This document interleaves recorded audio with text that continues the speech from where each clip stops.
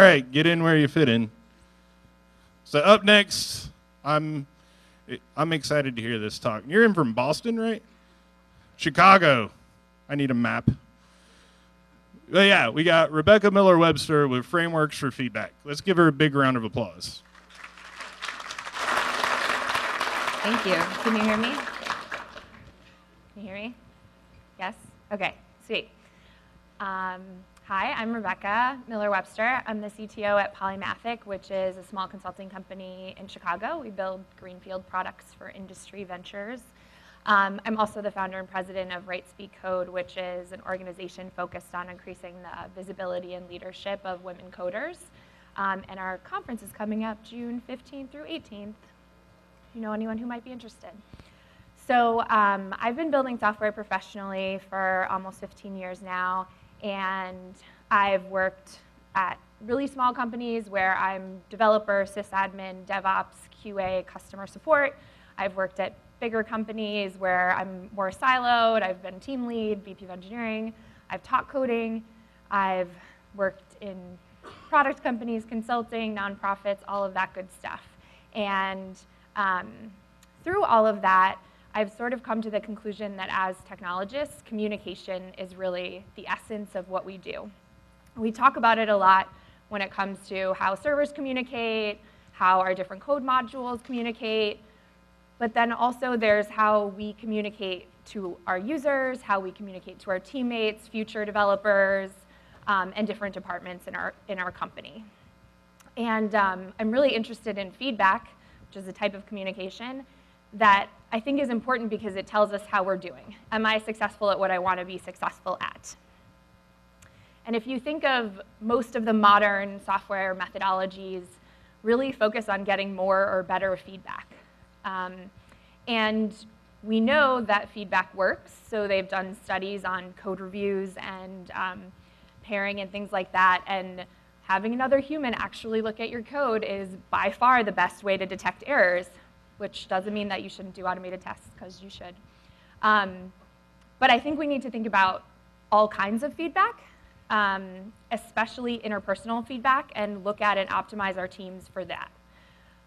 Because everything is feedback. It's not just what's said, it's what's not said, who's interrupted, who stays quiet, people's body language. All of those things are types of feedback that we can learn and use to make our teams better and ourselves better.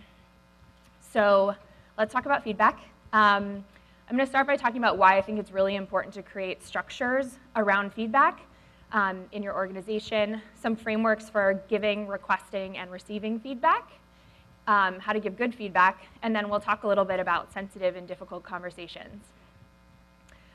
So I'm a firm believer that you have to create structures around feedback in your organization so that it happens regularly and you build a foundation, which kind of means more meetings, but hopefully can be done well. And I think it's really important because giving negative feedback, especially effective negative feedback, is really difficult for everybody. And positive feedback is also incredibly important, and we don't do enough of it. And the reason positive feedback is important is that I read somewhere on the internet that people are really motivated more by progress than they are by an actual accomplishment. So feeling like you're moving forward and you're moving towards a goal is incredibly important, and we do that through positive feedback. And creating regular times for feedback where people have that expectation to give and receive it builds a sense of trust and safety on your team, and hopefully it leads to a place where people are giving ad hoc feedback all the time. But the problem with only having ad hoc feedback is that it really burdens the person who has a problem.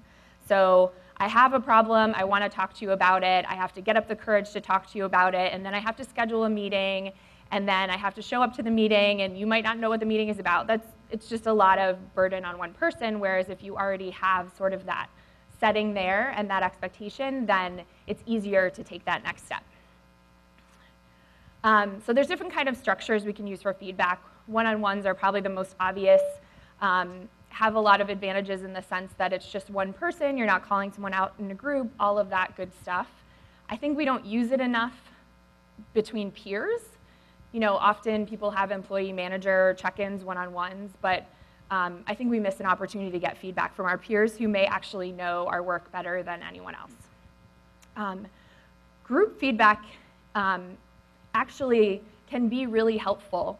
If I know that I'm bringing up an issue and there's someone else on the team who also has the issue and they're going to back me up, it may actually be easier to bring something up in a group setting than in a one-on-one setting because there's a little bit of power in numbers. And the last kind of structure for feedback is indirect feedback. So written reviews are the things that is most obvious here. I also worked at a company where they did monthly surveys of all employees that included feedback on the company itself, and we looked at those along with business metrics on a monthly basis, which kind of sort of elevated that as something that was important to the business. But the other part of indirect feedback is observation. So if you're talking to someone in the middle of your office and they give you feedback or you talk about something, the way that you react to that person is something that everyone around you is going to sort of see and learn from. Can't always control for that, but it's something that's useful, I think, to be aware of and also to maybe correct in other ways, like giving a little more positive feedback or acknowledging that maybe you could have handled it better. So there's different times that we can give feedback that's helpful. Generally, I think people do a good job giving feedback during a project or after a project, doing a postmortem, etc. The place that I think it's important that we lose something to give feedback is actually before a project starts. So I struggle with being late all the time since I was a kid, late to first grade.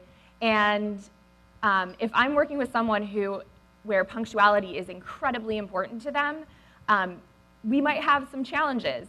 But if we can talk about it ahead of time and say, hey, I have this problem, and you say, okay, well, it's really important to me that you're on time for X, Y, and Z, but I care less about whatever.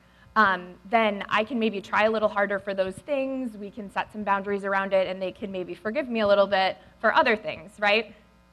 The other timing feedback is cumulative feedback. So this is sort of like if you do written reviews at your company, except those tend to be like, I'm going to give you all of the feedback and just barf it on you all at once. But ideally, reviewing cumulative feedback is really more about identifying patterns of behavior and changes that could be made or have been made. Right, so some frameworks for feedback, just like we have things like HTTP to define protocols for communication, I think it's helpful to sort of have a framework of how to talk about these things, at least to sort of write it down or think about it, even if that's not exactly how you say it. So giving feedback. The goal of giving feedback is really to have a better relationship with someone.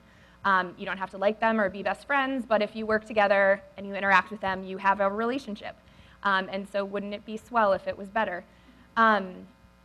And then the other part of that is to not create defensiveness. Because once sort of you put up the shield of defensiveness, you're not really going to be able to get through to that person. They're not going to listen to you, and it's not going to be effective. And one of the best ways to ward off defensiveness is to make sure that you're talking about actions and not a person. So you're a terrible developer is about the person. But you could say, hey, this code is a little overly complicated and hard to read. Here's how I think you could fix it. That's about their actions, and it's something that they are actually empowered to do or change better next time or in the future. So situation, behavior, impact is a framework that I really like for giving feedback. So it's important to start by setting the situation or the context for what happened. So last week, we had a serious bug in production, and the site went down, and we were all trying to get things back up. And then talk about the behavior the person did in that situation. You force push to production without letting anyone know or going through the proper sort of protocol. And then talk about the impact. So quantifiable impact, like the site was down for 2 hours or whatever, is nice. But I also think it's important to talk about the impact it had on you as a person, because it kind of humanizes and changes the type of the conversation. So I felt apprehensive that you were going to introduce new bugs into production, and I felt really irritated that I worked on something that you had already fixed. And if you can, provide a recommendation for what they could do in the future. I know it was a stressful situation, but in the future, could you please check with the team before force pushing to production or going outside our protocols? And this can also be used for genuine positive feedback. As I mentioned, I think positive feedback is really important, but just telling someone that you're awesome is nice, but it doesn't tell you what you should keep doing or what you're really doing well. So my birthday was last week, and a good friend of mine gave me a birthday card that said, "You're awesome" on it, which was very sweet. But also, she listed, she's a teacher, she listed out why she thought I was awesome, which was oddly very satisfying in a way that I hadn't really thought about. So I think that's a good example of and you're a good friend and you come through for me or whatever. The other thing about positive feedback is that if you think about a scale, negative feedback weighs more than positive feedback. And even if you want to give someone the overall impression that they're not doing a great job, maybe they're here, you don't want to give them the impression that they're here. Partly because this feels more manageable, but it's also not really accurate. And so they say you should give 3 pieces of positive feedback for every piece of negative feedback to balance it out. And for some people, it might be up to 10. I do think you can combine negative and positive feedback, but they have to have the same context. So your hair is awesome, but I thought you were really rude in that meeting is unrelated, right? So I had an employee, and we're a consulting company, so we work with clients, and sometimes they make requests, and we have to make sure we're going to get paid and all of those things. And one of our developers is really great, cares about the project, kind of just busted out a fix while we were kind of in talks with the client itself. And so I had a conversation with him that was basically, look, you're a great developer, you care about the project, that's awesome, you want things to be efficient, it's annoying to go back and forth, I totally understand, and part of this is because this is why you're really good at your job, but we need to make sure we're going to get paid, so we need you to just check in about this. So that would be a way to sort of contextually combine positive and negative feedback. All right, receiving feedback. So goal, build a better relationship. Also, self-improvement. Hopefully we're into continuous improvement in lots of ways. The number one thing about receiving feedback is listening. I don't say that to be patronizing. I think that humans in general are pretty bad at listening. We've sort of got things going on in our head, what am I making for dinner, what do I have to do next, etc. But trying to really focus your attention on what that person is saying. And then ask questions to understand. Make sure that you're on the same page and you fully understand what they're saying. And the last thing is to say thank you and follow up. I'll talk a little more about why I think following up is a really important part of this process. So I have a friend who is a couples therapist, and I was asking her the difference between individual therapy and couples therapy. And she told me that individual therapy is all about a person's sort of inner experience. But for couples therapy, it's about getting 2 people to sort of understand each other's inner experience and really about the connection between the 2. And so this is a technique that she uses to get people to sort of communicate together how they're feeling and really get to that sort of inner experience. So mirroring, repeat what someone says, summarize it, make sure you understand and you know what they actually are saying and what they actually mean. Empathy, so you understand why and how they feel. And validation, ask follow-up questions that show you're listening. So mirroring, not necessarily obvious, but I hear you say that, is that correct? Am I correct in understanding that when I force pushed to production, you felt annoyed at doing work that you didn't have to do and scared something would go wrong? Pretty simple. But I think that on a fundamental level, people want to feel heard, and that's actually more important than you doing what they ask. Feeling like you heard what they're and understand what they're saying. So mirroring is a really great way to do that. Empathy, hear a lot about empathy these days, not always sure what it means. On a fundamental level, I think empathy is really about curiosity about people and how things work. So we're all here probably because we're curious about how things work. And so taking that to the next level with people.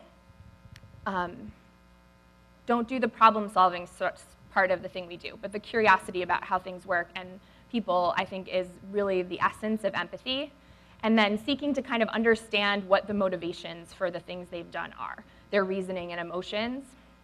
And then once you understand those things, you can make connections with your own experience. So it's not that you understand exactly how they feel, but we've all felt anger or frustration or sadness. And so you can say, oh man, it sucks when you're angry like that, right? I think the essence of empathy is that a person's reasoning and emotions are valid whether or not you agree with them, and whether or not you agree with the actions they took as a result of those. So empathy is a skill, and it's a skill that we're not really taught very well in school and things. But the good news about it being a skill is that we can practice and get better at it. It's not some innate, intuitive thing that people are just born with or not. So a couple things I think you can do to sort of hone your empathy skills. Listen and summarize. When people are talking, try to really focus on what they're saying, and then whether it's in your head or out loud, do some of that. So what I hear you saying, or I think this is what you said, to make sure that you're hearing exactly what they're trying to say. And then I think recognizing and naming your emotions. We don't do a particularly good job of this. There's a whole movement of feeling wheel things, and if you look them up, you'll be surprised at how few of those words you ever use in your life. But learning how to say, oh, I'm angry right now, or reflecting back on it can be really helpful in identifying that in other people and in situations. And the other thing is shut off your inner narrator. So we all sort of have this blockbuster movie monologue going on, whether it's, what am I making for dinner, or man, she looks really tired, or he seems really irritated, or I'm frustrated still from that other thing that happened, trying to sort of shut that down and really focusing on the words a person are saying. So requesting feedback, I think this is an essential part of getting feedback, is asking for it, because you're sort of modeling behavior. And the goal is to get honest and actionable feedback. I think regular requests are the most likely to elicit honest feedback and comprehensive feedback. Even if that first request is hey, Rebecca, don't write with a yellow pen, said my 5th grade teacher, because no one can read it. That's fine, that's simple, it's silly, but it's gonna, if I then say, hey, I stopped writing in yellow pen, then that's building a level of trust that they can give you feedback and you can respond to it, and it'll start to build into more significant things. So a framework that I really like for requesting feedback, and I do this with my team, possibly to their chagrin, but is to force them to tell me one thing I should stop doing, one thing to start doing, and one thing I should continue doing. And if you think about it, this really encompasses everything you want to know. What am I doing well that I should keep doing? What am I not doing that I should be doing? What am I doing badly that I should stop doing? So if you take nothing else away from this talk, please take away these 2 things. Listen, ask questions. All right, so giving good feedback. We've probably all gotten bad feedback before, and thinking about how to give effective feedback so that we can encourage people and ourselves to change. So good feedback is actionable, specific, and kind. In the case of my friend in the birthday card, she gave me specific things that I was doing well. You're such an inconsiderate, irresponsible teammate, not actionable at all. I don't know how you just become responsible. And it's not specific, there's no context to it, and it's definitely not kind. Good feedback is contextual, so it's about a certain situation. You always do whatever you want without talking to anybody. Not really contextual, not actionable, specific, or kind. In general, when giving feedback, don't use terms like always, but saying in this particular situation. That's why we set the context earlier on when we were talking about situation, behavior, impact. Good feedback also encourages the team and is within the recipient's scope of skills. So if you have a manual QA person and you're frustrated because they're not debugging the JavaScript in the Chrome tools, that's maybe like not the best feedback because that's not really within their scope of skills, right? You can help them level up if it's not in their scope of skills to pair with them and things like that, but in general, the feedback should encourage them to feel like they can make a change and take an action to get better. And the last thing is to speak from your own experience. Using I statements, that whole thing. I think it just humanizes the conversation and it changes it from sort of one person did something bad and ruined everybody's life to two people having a conversation. Doesn't mean that you can't talk about how something had an impact on other people or things, but you can frame it in terms of your experience. So when we were in that meeting with a client and you interrupted them, I felt uncomfortable and I was worried that it would leave a bad impression with the client. Is different than saying, and the client was really pissed and you totally ruined that meeting. And then the last thing about good feedback is that there's a level of accountability when you receive it. Make sure you're reviewing previous actions, even if it's like, man, I didn't have time to do that, so I'm going to try to focus on it this month. Or, hey, in that meeting, I was really trying to work on not interrupting. How did it go? And then I think this comes up a lot when there's like those dogmatic tech conversations, like, should we use Puppet? Should we use Chef? And everybody's like really divided. And I think what's important in those situations is to acknowledge that everybody's ideas are valid, right? Like, most of the team is comfortable with Puppet, and that's why they're interested in using that. The other half maybe wants to learn Chef, maybe use Ruby for other things, and so it makes sense to put that all together. And then explain why you chose one or the other. I understand that most of the team is comfortable with Puppet, but I do think that moving forward in terms of hiring and ramping people up, having everything in one language would be helpful. And the last part that I think is incredibly important is reviewing results. So, and then you say, let's review this decision in 1 month, 3 months, and put something on the calendar and actually review it. Because it makes people feel like it's not permanent, you heard them, their opinion is still valid and open, and you can come back and assess it.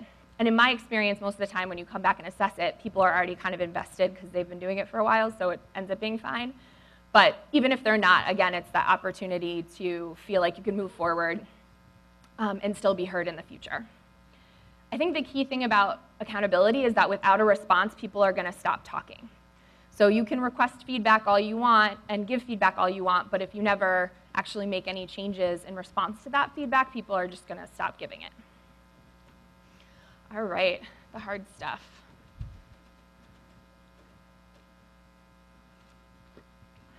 So hopefully we're all on the same page that our society is a little bit or a lot racist, sexist, homophobic, all of those fun things. And oppression is really about the unequal distribution of resources. And power is access to those resources, whether it's education or money or someone's ear, right? And power can be formal and informal. Your boss has power over you. But so does the CEO's best friend's son, who's an intern, has a lot more power than probably a lot of employees because they eat dinner together every Sunday, right? And the thing about power is that words from a person with power have exponential impact. So it's something that I think is important to consider when you're giving feedback, is what are the power dynamics in this situation? You might want to be a little more negative or a little less negative, depending, or positive, depending on that. Power dynamics exist whether we acknowledge them or not.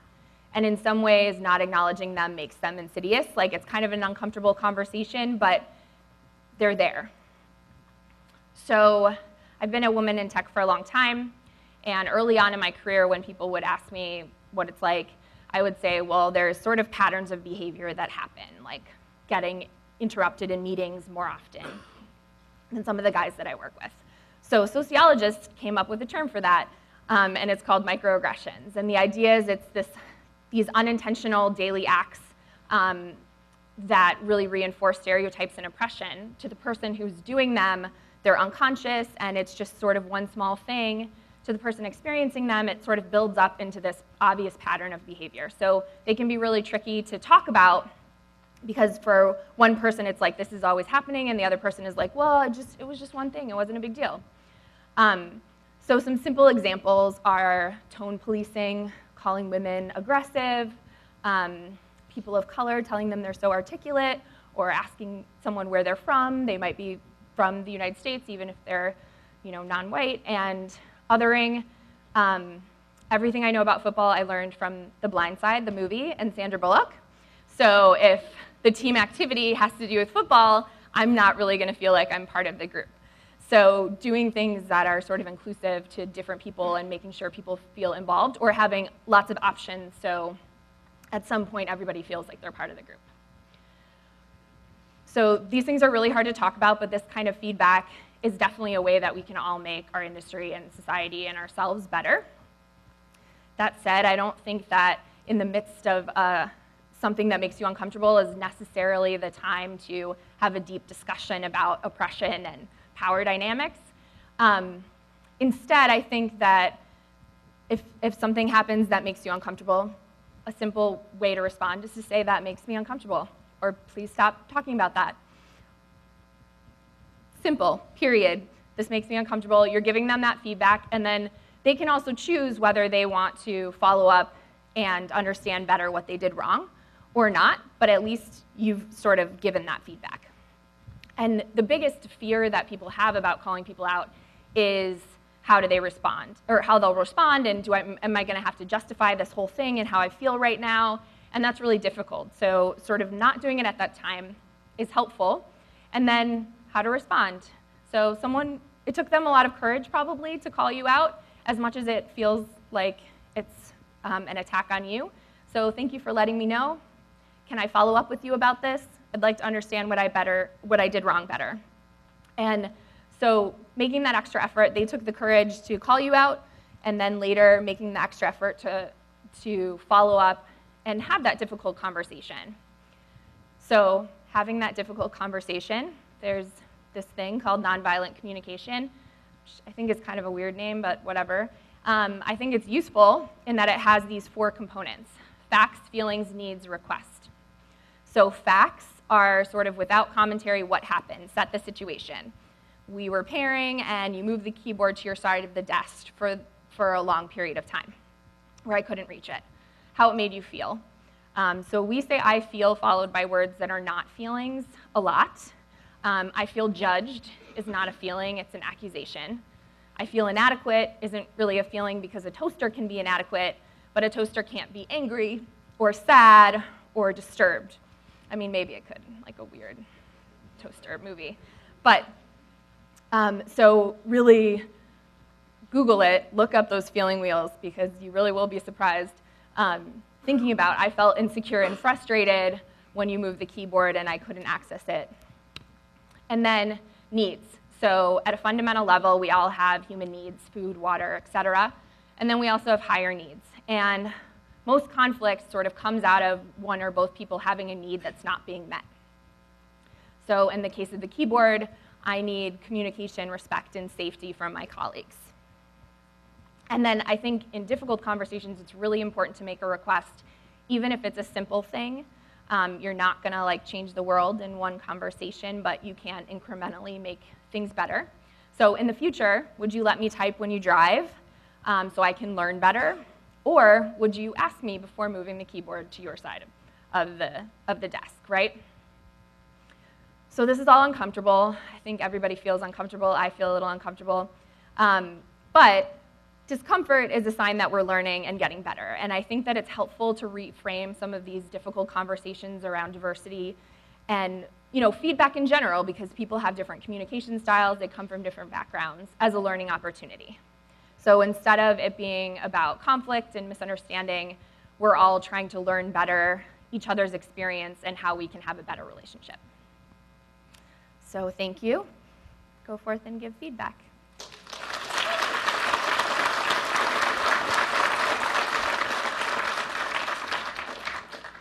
We are running a little bit behind, but we do have time for maybe 1 or 2 quick questions. Anybody? Oh, I got to see you. There you are. So one thing you didn't talk about, and I'm interested in, is the when you give feedback, when people give an excuse. You mentioned with the microaggression, somebody said, "Oh, it was no big deal," but when they say, "Oh, I did that because," when somebody gives either an excuse or an explanation, do you think it's ever appropriate for people to do that, or should they basically take the feedback and say, "Got it"? And then on the other side of it, when somebody gives you an excuse, I feel like people often dismiss that. Like, I don't care why you did it. It was the wrong thing. Like the person checking in the code. Maybe they say, I didn't get the email that they were behind on their payments, and that's why I did it. And, so what's your opinion on excuses and explanations? Sure. I think there's a couple things. So excuses and explanations may be different. I think the first thing is that, if we look at situation behavior impact, part of what excuses kind of do is they say, well, this is what I was thinking at the time. So people are looking for empathy. What's hard about that is that you have to deal with the impact, right? Like, you rear-end somebody's car and you didn't mean to do it, or they stopped really quickly, whatever. You still have to give them your insurance card and go through that process. So I think asking people to acknowledge the impact that their actions had, and then you can talk about the reasons and kind of understand where they came from.